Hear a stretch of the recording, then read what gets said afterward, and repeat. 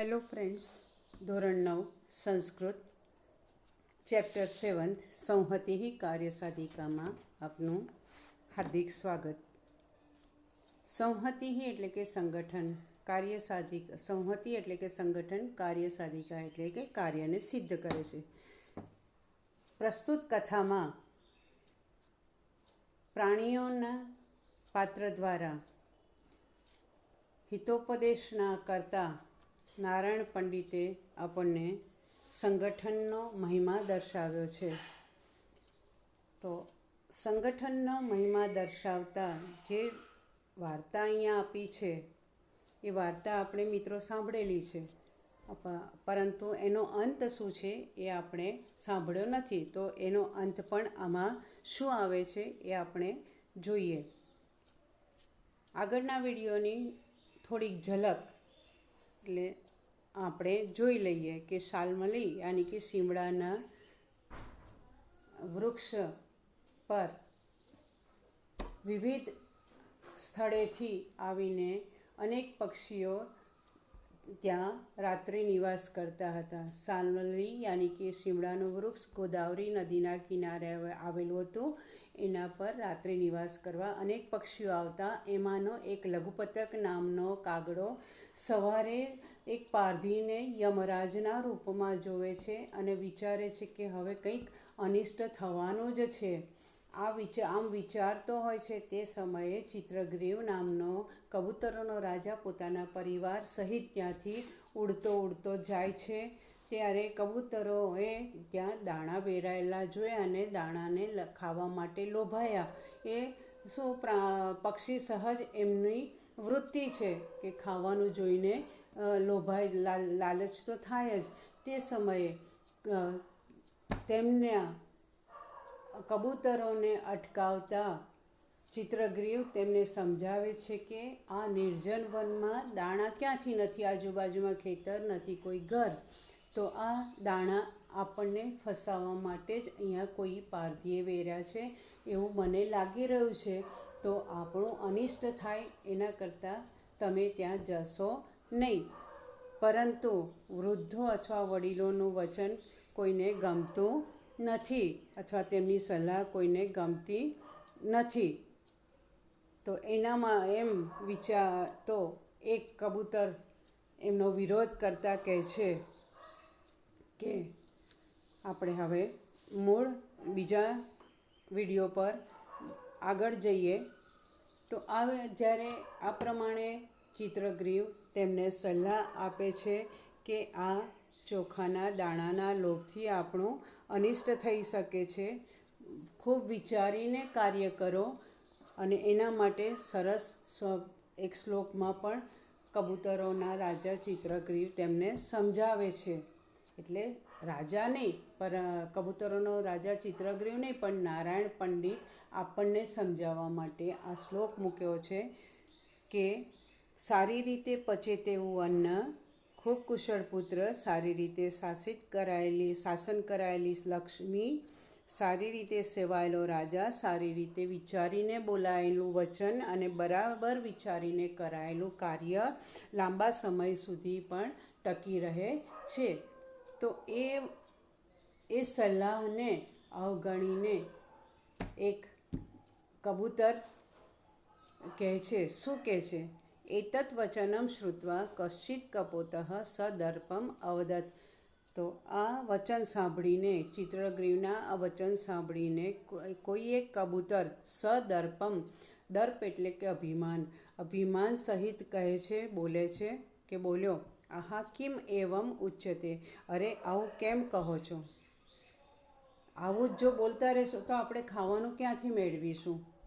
આપણે વગર ખાધે જીવીશું કેવી રીતે?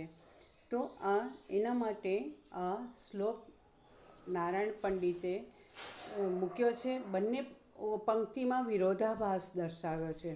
વૃદ્ધાનામ વચનમ ગ્રાહ્યમ આપતકાલે હિ ઉપસ્થિતે. આપતકાલે એટલે વિપત્તિ, મુસીબત, મુશ્કેલી. હિ ઉપસ્થિતે એટલે કે કોઈ મુશ્કેલીનો સમય આવી પડે ત્યારે, કોઈ વિપત્તિ આવી પડે ત્યારે વૃદ્ધાનામ વચનમ ગ્રાહ્યમ એટલે કે વૃદ્ધો અથવા વડીલોનું કહેવું અથવા વચન ગ્રાહ્યમ એટલે સ્વીકારવું જોઈએ, બોલેલું સ્વીકારવું જોઈએ, તેમની સલાહને સ્વીકારવી જોઈએ. પરંતુ હવે વિરોધાભાસ દર્શાવતા કહે છે કે સર્વત્ર એવં વિચારેણ, જો બધી જ જગ્યાએ જ્યાં જ્યાં ખાવાનું આપણને જોવા મળશે અને ત્યાં ત્યાં તમે શંકા કરશો કે અહીંયા ઘડી ન જવાય, અહીંયા તો આપણને ફસાઈ જઈશું, અહીંયા કોઈ પારધીએ નિર્જન વનમાં પારધીએ જાળ બિછાવી હશે, બીજે શું છે કબૂતરોને બિલાડી આવે તો એનો ખતરો, કૂતરો આવે નજીક આવે તો ખતરો, તો બધી જ જગ્યાએ તો ખતરો તો છે જ. તો સર્વત્ર એવં વિચારેણ, બધી જ જગ્યાએ જો આવી રીતે વિચારીશું તો ભોજને અપી પ્રવર્તનમ, એટલે કે બધે જ આવી રીતે વિચાર કરીશું તો ભોજન માટે પણ પ્રવૃત્તિ થઈ શકે નહીં. ભોજને અપી પ્રવર્તનમ એટલે કે ભોજનની પ્રવૃત્તિ થઈ શકે નહીં.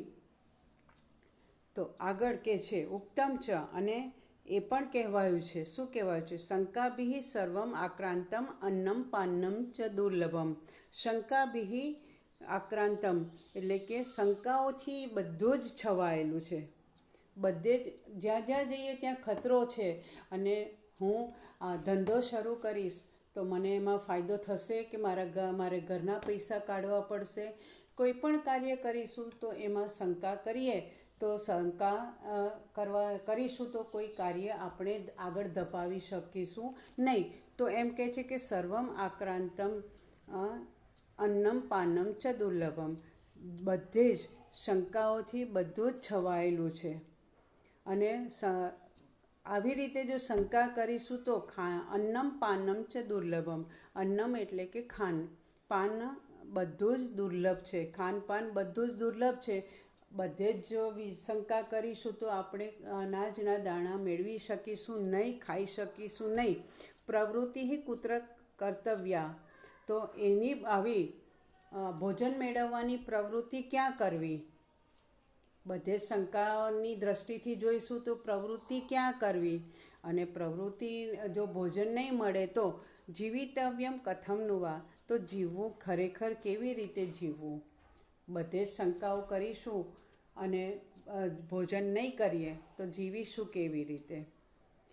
આમ બીજા કબૂતરો આ કબૂતરના વચન સાંભળીને પ્રોત્સાહિત થઈ ગયા, ઉત્સાહમાં આવી ગયા, અને ઉત્સાહમાં આવી અને બધા નીચે અનાજ ખાવા માટે આવી ગયા. તસ્ય તત્વચનમ શ્રુત્વા, તેનું આ પ્રમાણેનું વચન સાંભળીને સર્વે કપોતાઃ, બધા કબૂતરો તત્ર જાલે ઉપાવિશન, બધા આવીને એ ઝાડ ઉપર બેઠા. અનંતરમ તે સર્વે જાલેન બદ્ધાઃ અભવન, અને જેવા ઝાડ પર આવીને બેઠા, અનંતરમ એટલે કે પછી, તે બધા જાલેન બદ્ધાઃ અભવન, જાળમાં બંધાઈ ગયા, એટલે કે જાળમાં ફસાઈ ગયા. હવે જાળમાં ફસાયા એટલે મુસીબતમાં આવી ગયા. એટલે મુસીબતનો ટોપલો બધો કોની પર? જે કબૂતરના કહેવાથી તો નહીં પણ એના વચન સાંભળીને આવીને બેઠા દાણા ખાવા ઝાડ પર, એ કબૂતરની પર બધો દોષનો ટોપલો નાખી દીધો ને એને બધા તિરસ્કાર કરવા લાગ્યા. તો તસ્ય તિરસ્કાર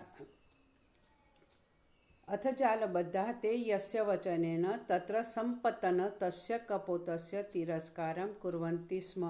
હવે ઝાડથી અથ જાલ બધા, ઝાડમાં બંધાયેલા તે એટલે કે તે બધા કબૂતરો, યસ વચનેન જેના વચનથી, તત્ર સમપતન તેના કહેવાથી જ્યાં પડ્યા હતા, આવીને પડ્યા હતા એટલે કે બેઠા હતા, તસ્ય કપોસ્તસ્ય તે કબૂતરનો તિરસ્કારમ કુર્વન્તિ સ્મ, તિરસ્કાર કરવા લાગ્યા. અહીંયા જે સ્મનો પ્રયોગ કર્યો છે ને મિત્રો, આપણે સંસ્કૃતમાં આગળ ભણવાનું છે, એટલે આ તમે સ્મનો ઉપયોગ કરીને વાક્ય ફરીથી લખો.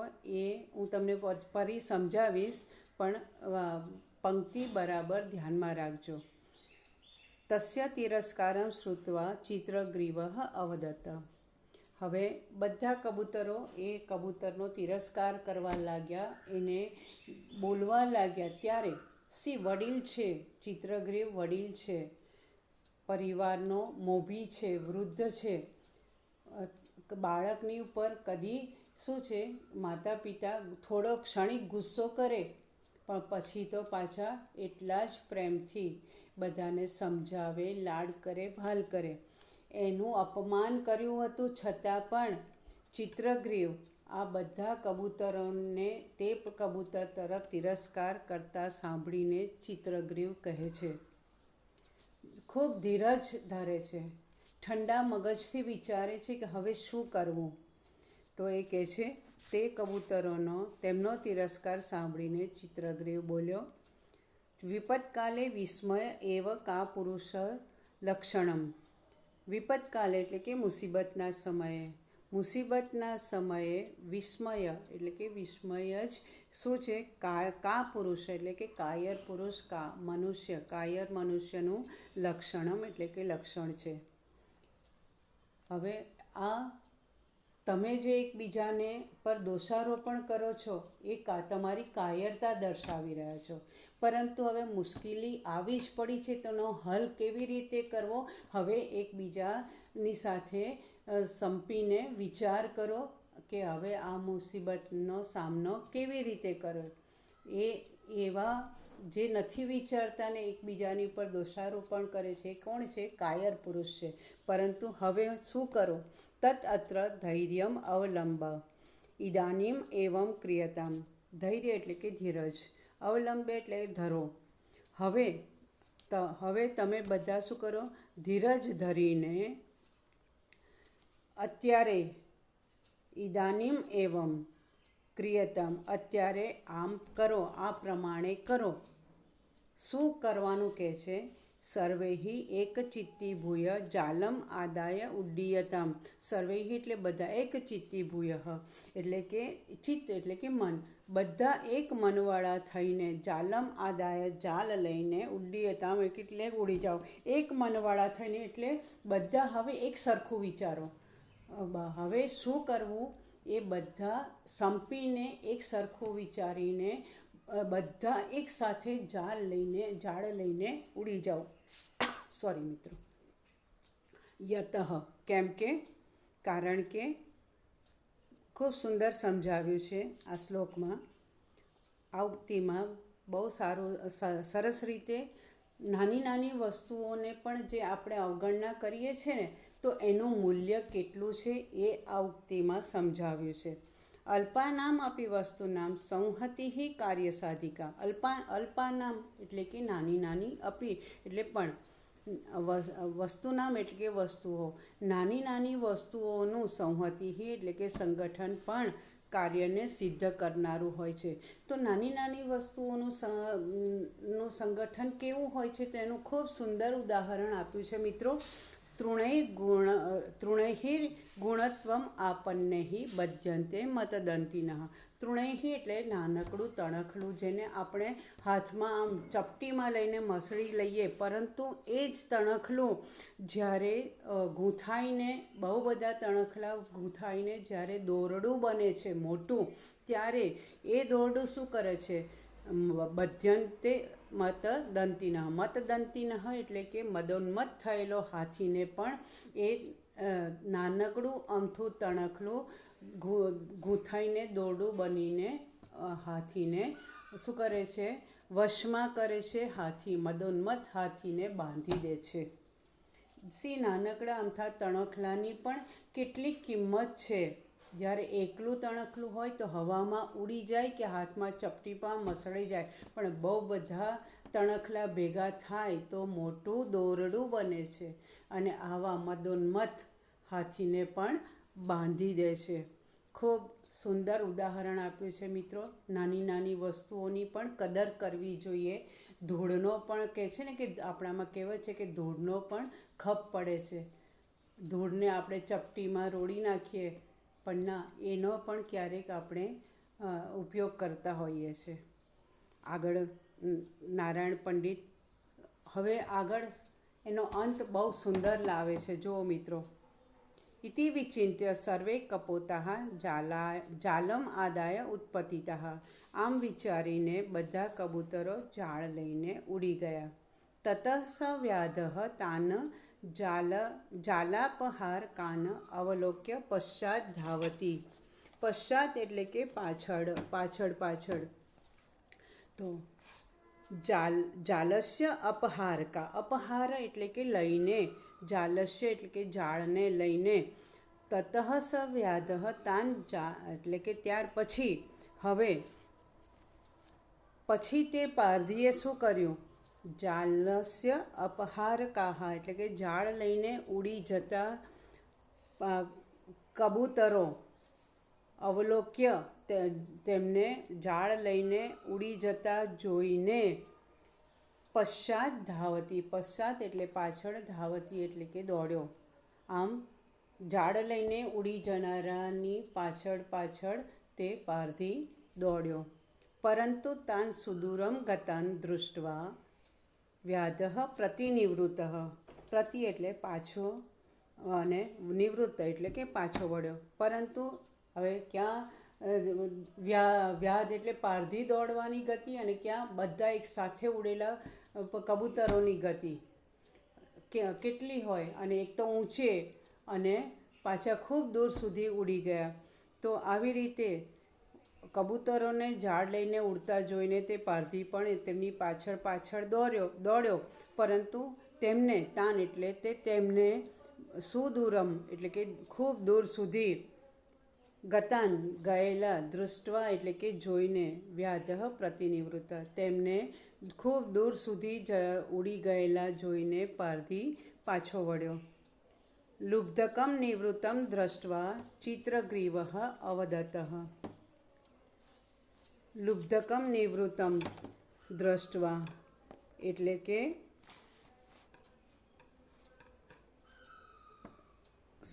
મિત્રો, પારધીને પાછો ફરેલો જોઈને ચિત્રગ્રીવ કહે છે. હવે પારધી તો પાછો દોડી ગયો એટલે એને પાછો ફરેલો જોયો કે હવે તો આપણે એનાથી ખૂબ દૂર આવી ગયા છે. પારધી નિરાશ થઈને પાછો ગયો છે એટલે એમને પાછો ફરેલો જોઈને એ કે હવે કબૂતરોને કહે છે. શું કહે છે?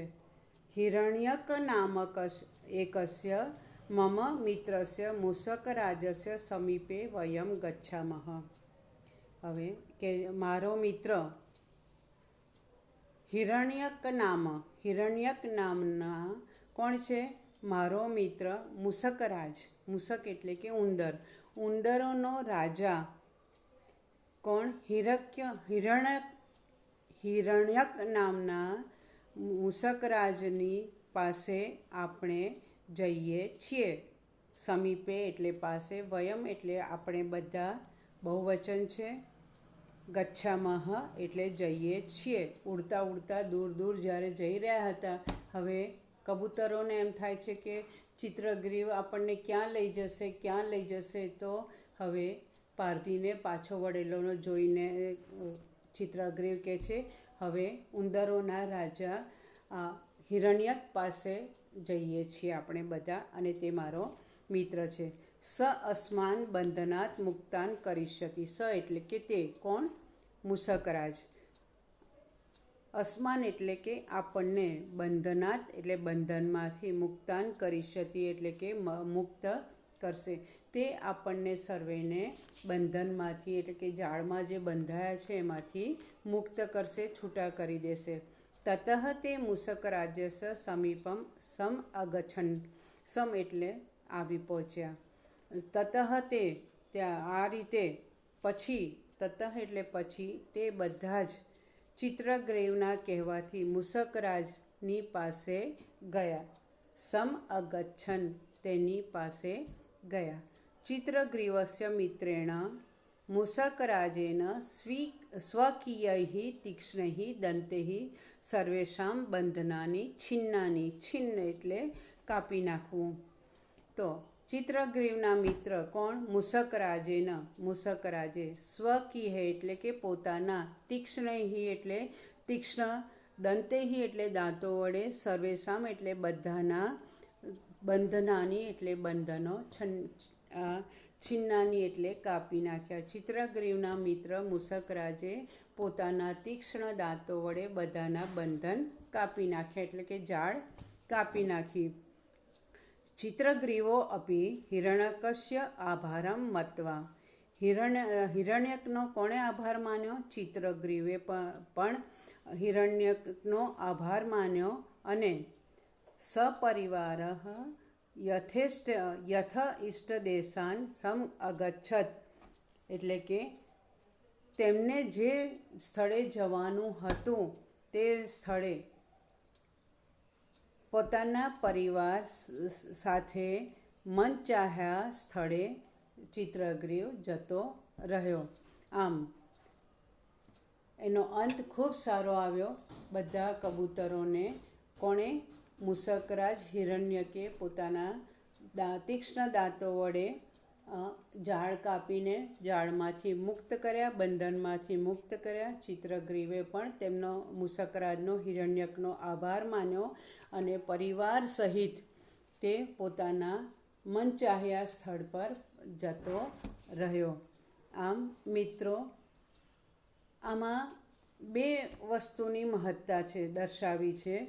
એક તો સંગઠનની એટલે કે સંપની મહત્તા સમજાવી છે. સંગઠનથી કાર્ય પાર પડે છે અને જો બધા કબૂતરો સાથે ના ઉડ્યા હોત તો એક આમ ખેંચે, એક આમ ખેંચે, એક આમ ખેંચે તો પારધીના પકડમાં આવી જાત. પરંતુ બધા એક સાથે ઉડ્યા એટલે પારધીના પકડમાં આવ્યા નહીં. અને સાથે સાથે બીજું આગળના શ્લોકમાં કે તૃણે ગુણત્વમ આપન્નેહિ, એટલે કે નાની નાની કોઈ પણ વસ્તુનું પણ મૂલ્ય આંકવું જોઈએ. એ આ બે વસ્તુ, સંગઠન અને નાના બાળકોની સલાહ પણ ઘણી વખત કેવી હોય છે? યોગ્ય હોય છે. માં કહેશે, જાણ બેટા તને અમારી વાતોમાં શું મજા આવે, જા તું દૂર બેસ. પણ જો ત્યાં આગળ પરિવાર અંગેની ચર્ચા ચાલતી હોય તો બાળકનો પણ એનું મૂલ્ય, બાળકના વિચારોને પણ આપણે વડીલોએ ગ્રાહ્ય કરવા જોઈએ. એ પણ એ પરિવારનો સભ્ય જ છે.